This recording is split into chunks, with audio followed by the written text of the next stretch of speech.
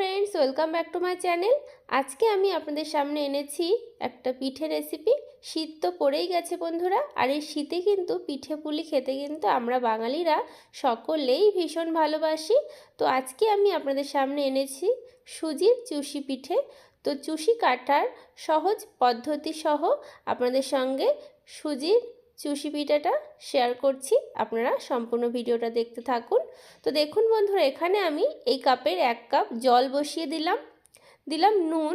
জলটা ভালো করে ফুটিয়ে নেব। যে কাপে করে জল দিয়েছি সেই কাপের 1 কাপ পরিমাণেই কিন্তু আমি সুজি নেব। তো আপনারা বাটি মেপেও কিন্তু করতে পারেন। তো দেখুন এই কাপের 1 কাপ জল দিয়েছি, জলটা ভালো করে নুন দিয়ে দেখুন ফুটিয়ে নিয়েছি।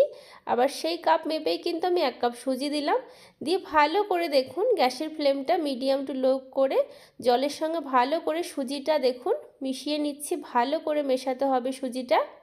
এই অবস্থায় কিন্তু গ্যাসের ফ্লেমটা কিন্তু হাই করা যাবে না বন্ধুরা। তো দেখুন ভালো করে কিন্তু আমি মিশিয়ে নিয়েছি, মেশানো কিন্তু ভালো করে হয়ে গেছে। এবারে ঢাকা দিয়ে রেখে দেব মিনিট 10 মতো। গ্যাসের ফ্লেম একদম নিভিয়ে দেব। তো 10 মিনিট পরে ফিরে এসেছি বন্ধুরা। দেখুন অনেকটাই কিন্তু ঠান্ডা হয়ে গেছে, হাত দেওয়া যাচ্ছে। এবারে একটা থালাতে আমি নামিয়ে নিয়েছি, নিয়ে দেখুন মেখে নিচ্ছি হাতের সাহায্যে। একটা ডো বানিয়ে নেব।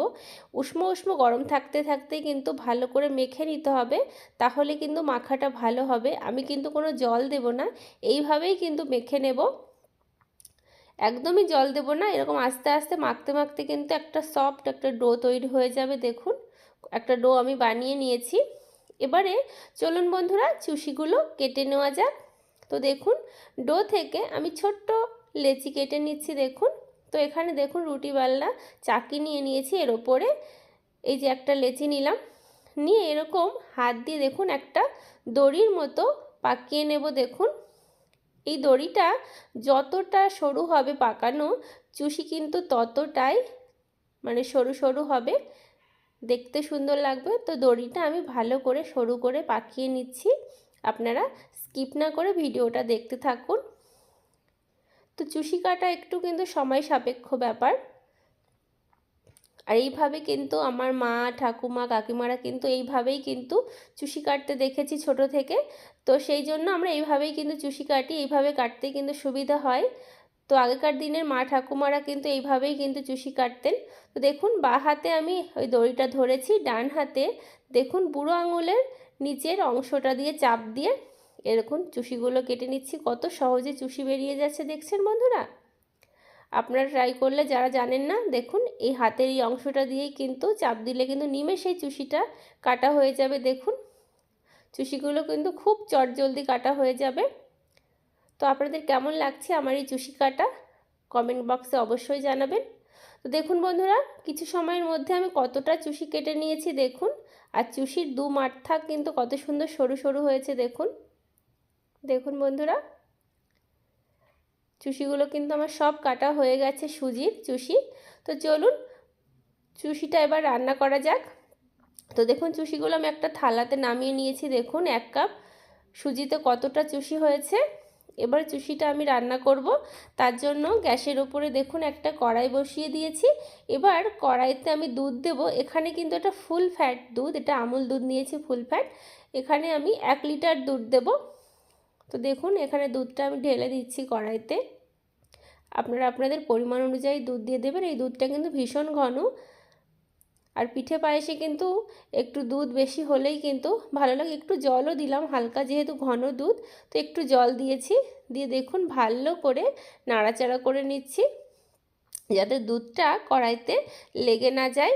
দুধটা একটু উষ্ণ গরম হলে আমি দিয়ে দিচ্ছি এখানে পাউডার দুধ, দিয়ে ভালো করে মিশিয়ে নিচ্ছি দুধের সঙ্গে। এবার দুধটা আমি ভালো করে ফুটতে দেব। দুধটা কিন্তু ভালো করে জাল করে নিতে হবে, তাহলে কিন্তু এই চুষি পায়েস বা চুষি পিঠাটা কিন্তু খেতে ভালো লাগবে। একটু ফ্লেভারের জন্য আমি এলাচ দিচ্ছি, আপনারা এলাচ না চাইলে নাও দিতে পারেন। আবার এলাচ দিলে কিন্তু পিঠে পায়েস খেতে ভালো লাগে।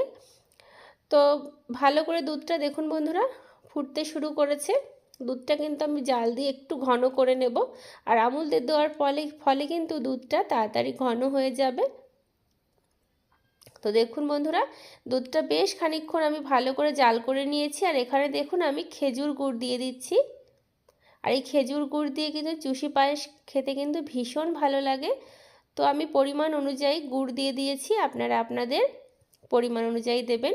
আর পিঠেটা বন্ধুরা মিঠে হলেই ভালো লাগে, তো সেই অনুযায়ী আমি মিষ্টিটা দিয়েছি। আর খেজুর গুড় দেওয়ার পর দেখুন কত সুন্দর কালার হয়ে গেছে। তো খেজুর গুড় দিয়ে ভালো করে মিশিয়ে নিচ্ছি দুধের সঙ্গে। একটুখানি নুন দেব, মিষ্টিটা ব্যালেন্সের জন্য সামান্য দিয়েছি, আপনারা না চাইলে নাও দিতে পারেন। এবারে যেহেতু দুধটা ভালো করে জাল করে নিয়েছি, এবারে কেটে রাখা সুজির চুষিগুলো দিয়ে দিলাম। এবারে চুষিগুলো দিয়ে আমি ভালো করে ফুটতে দেব। চুষিগুলো দেখবেন বন্ধুরা যখন ওপরে ভেসে উঠবে তখনই ভাববেন যে চুষিগুলো কিন্তু রান্না হয়ে গেছে। আমার এই সুজির চুষি পিঠে বা পায়েস রেসিপি যদি ভালো লাগে তাহলে অবশ্যই লাইক, শেয়ার, কমেন্ট, সাবস্ক্রাইব করে আমার এই ছোট্ট চ্যানেলটির পাশে থাকবেন।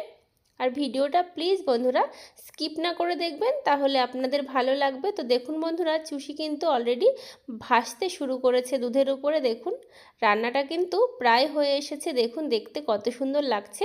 শীতের সকালে এরকম ঠান্ডা ঠান্ডা চুষি খেতে কিন্তু ভীষণ ভালো লাগে।